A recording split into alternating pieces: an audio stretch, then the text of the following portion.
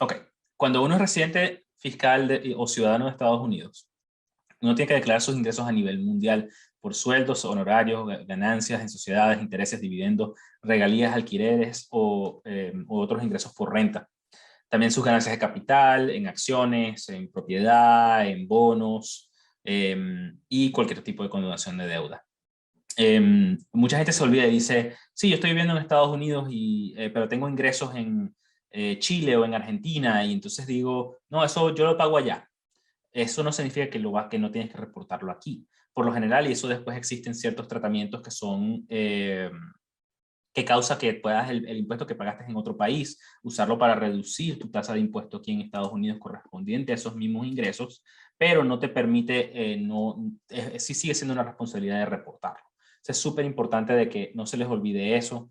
Y también pasa al revés, si son personas que son ciudadanos o residentes por green card o ciudadanía por nacimiento o por naturalización, ese estatus fiscal, aunque se vayan fuera del país, se mantiene. Entonces, tienen que reportar sus ingresos mientras están en el otro país.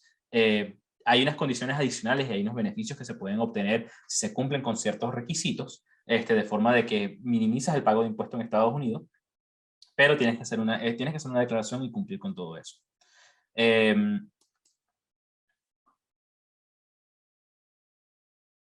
Ciertos tipos de ingresos no gravables incluyen regalos, beneficios por ciertos tipos de discapacidad, beneficios de muerte como seguros de vida, intereses de ciertos bonos municipales. Esos son bonos que emite una ciudad o un condado o un estado. Eh, Algunos tipos de beca y la mayoría de las herencias son libres de impuestos. En el caso de las herencias y los regalos, el que pagan no es el que recibe, sino es el que dio. Entonces el que generó la herencia y se la está dando a sus heredores es el que está pagando los impuestos, los regalos los paga el que está dando el regalo, no el que lo recibe. Y eso es algo súper importante de que no se nos olvide cuando son ciudadanos con green card o residente, la exención de impuestos sobre esos regalos o herencias suman los 11 millones de dólares. Entonces, muchas personas no califican en eso. Pero cuando no tienen green card o no son ciudadanos, ese límite son $60,000. Entonces, sí, ahí pues es mucho más fácil caer dentro de esa necesidad de hacer un reporte y de hacer reportes y pagar.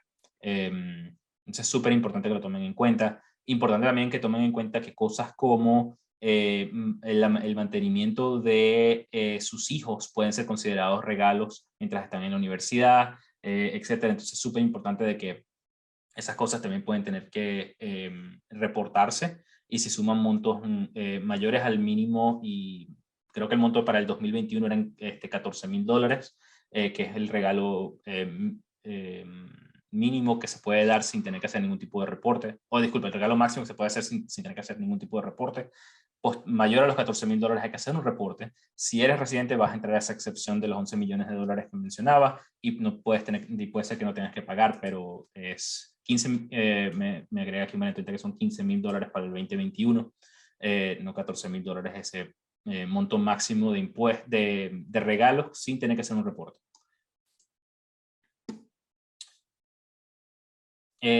Cuando eres no residente tienes algunas cosas que son adicionales que no son gravables. Ingresos que no tienen fuente en Estados Unidos, cuando eres no residente no pagan impuestos. Por ejemplo, si tengo un alquiler en México y yo soy no residente de los Estados Unidos, no tengo que pagar sobre esos ingresos de México. Igual aplica para participaciones en sociedades fuera de Estados Unidos o dividendos. Pero las cosas que sí están dentro de Estados Unidos, tengo una propiedad en Miami que la tengo alquilada, o tengo una propiedad en Houston que está alquilada y soy no residente y no vivo en Estados Unidos, puedo tener que sí reportar esos impuestos en la declaración de la empresa, la declaración de esa, incluyendo esa propiedad.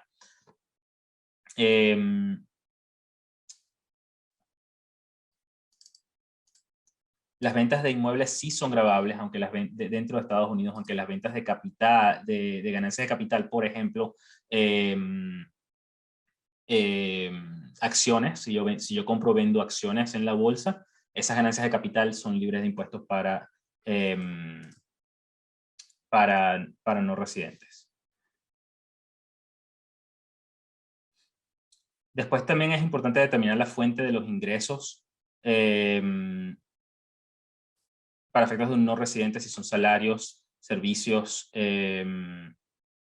salarios y otro tipo de honorarios se consideran servicios y se determinan desde dónde se están prestando los servicios. Entonces, si usted estuvo temporalmente dentro de Estados Unidos prestando servicios mientras estuvo de paseo, trabajó una semana del mes que estuvo en Estados Unidos, puede tener que pagar impuestos sobre el monto prorrateado de sus ingresos que percibió en ese mes, aunque sea no residente.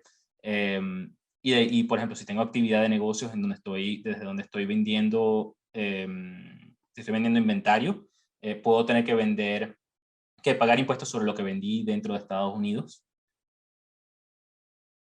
Dividendos van a pagar impuestos si el pagador es una compañía americana. Si es una compañía foránea, los no residentes no pagan impuestos.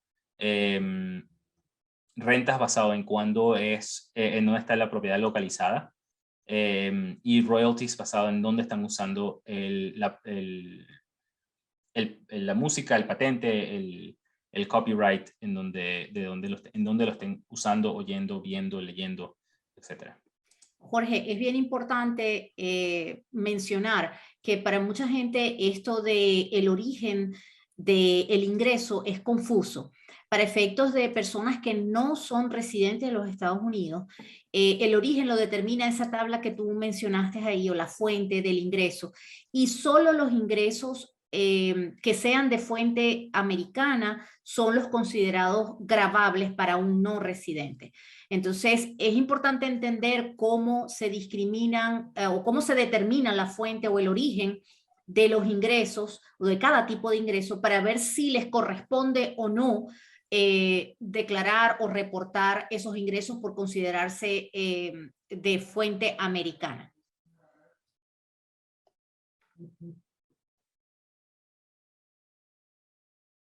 Gracias, María. Después aquí tenemos las tasas de impuesto para el 2021. Uno tiene las tasas de impuesto para personas solteras, para personas declaradas casadas declarando en conjunto y cabezas de familia. Personas que son casados declarando por separado tienen las mismas tasas que los solteros y no residentes siempre declaran como solteros. Entonces, la forma que funcionan las tasas de impuesto es una tasa escalada que los primeros $9.950 pagan el 10%, los siguientes montos por encima de los $9.950 del dólar 1 después, hasta los 40.525 pagan el 12%, y uno va pagando las tasas escaladas basado en su condición de contribuyente. Y ahí eso llega hasta el 37% cuando los ingresos sobrepasan para solteros más de $523.000 y $628.000 para casados declarando en conjunto. Y estas tasas aplican para tus ingresos ordinarios y ganancias de capital a corto plazo. Ganancias de capital a largo plazo pagan una tasa del 15% o 20% si tienes ingresos mayores a $400.000 en el año.